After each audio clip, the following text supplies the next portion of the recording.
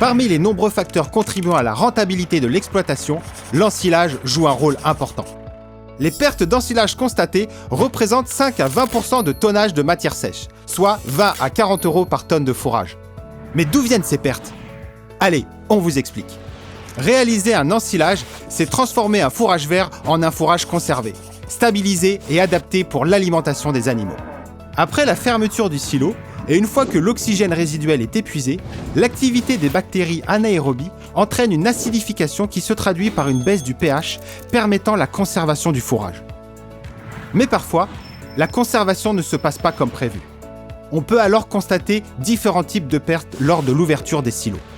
Des pertes sous forme de moisissure, 5% en moyenne, qui dégradent la production des animaux et leur bien-être.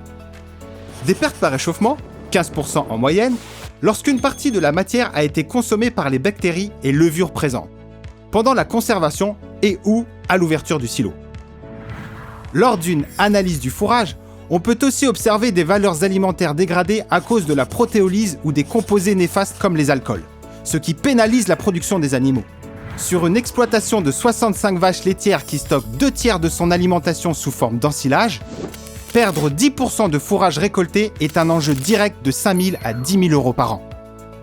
Réduire les pertes sur l'ensilage revient ainsi à réduire le coût de chaque kilo de fourrage consommé par les animaux.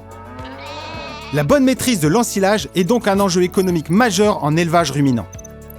Elle repose sur la bonne technique d'ensilage et l'utilisation de valorisateurs de fourrage. Maintenant, à vous de jouer.